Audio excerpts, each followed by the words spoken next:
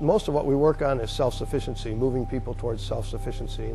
And generally speaking, you know, we try to advocate for people, whether we're the ones to provide the services or we need to refer to other people to do the services. We try to advocate for them anyway.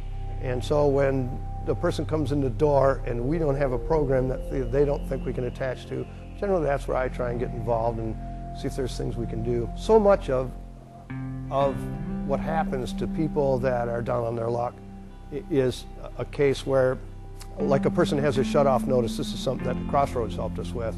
They would come to us and they would call Dial-A-Ride, and they'd wait an hour for Dial-A-Ride to come, and then they'd come into us, and then they'd come in, and then they would find out that we can't help anybody with that until they've gone to the Department of Human Services. So they'll call Dial-A-Ride again, they'll wait another hour, they'll go down to Dial-A-Ride and down to Department of Human Services and find out that they only take applications in the morning. And so they'll go home and have wasted a whole day and then have to start it all again the next day.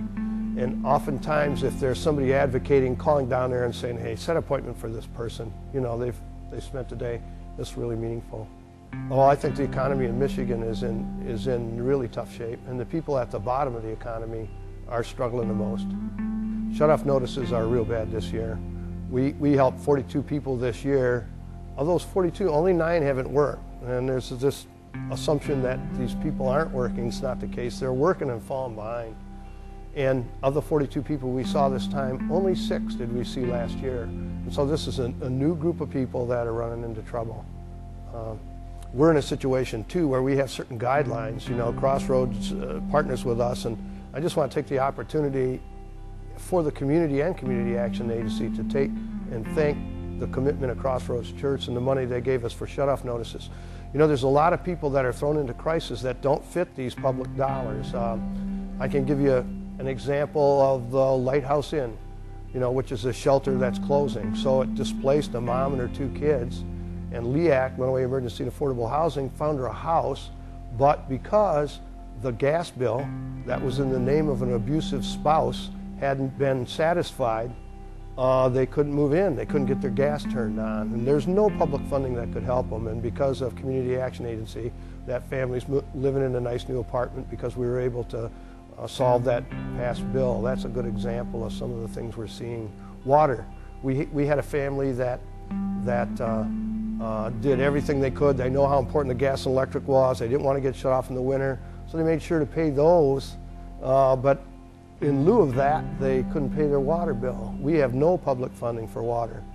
And because of Crossroads Church, we were able to help that.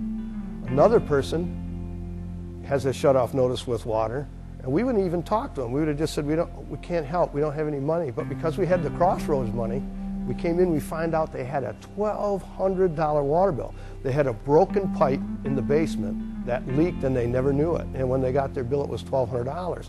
And we wouldn't even talk to them, but because we talked to them, we ended up calling the city and saying, hey, you know, and the city forgave almost all that. Had a woman that couldn't find work anywhere around, finally got a job in Toledo, and she was behind on her gas bill, and she couldn't take time off from work, she just started.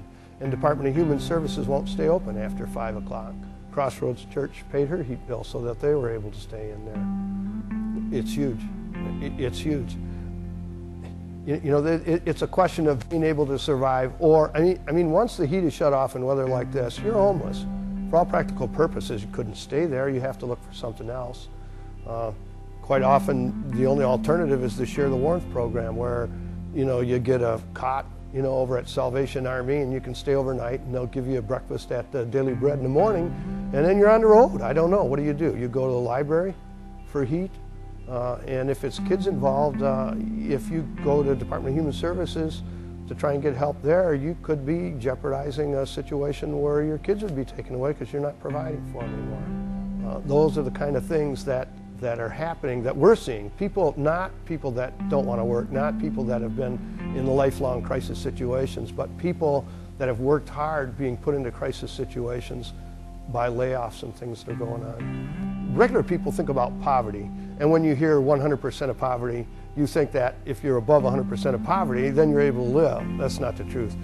What happened was they decided the poverty level way back, and it was 3 times what it cost you to feed a family. Well, nowadays, you know, healthcare and transportation have inflated way faster than the other. But just recently, they considered Adrian a poverty-threatened city because of what's happening. Well, you know, I'm the type that believes that, you know, as you're serving other people, you're serving yourself as well.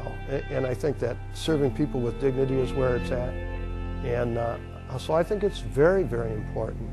Hi, I'm Burt Fenby, the Lenawee County Director of Community Action Agency, and I'm pleased to have this chance to thank Crossroads Church for the commitment they've made to the less fortunate in Lenawee County.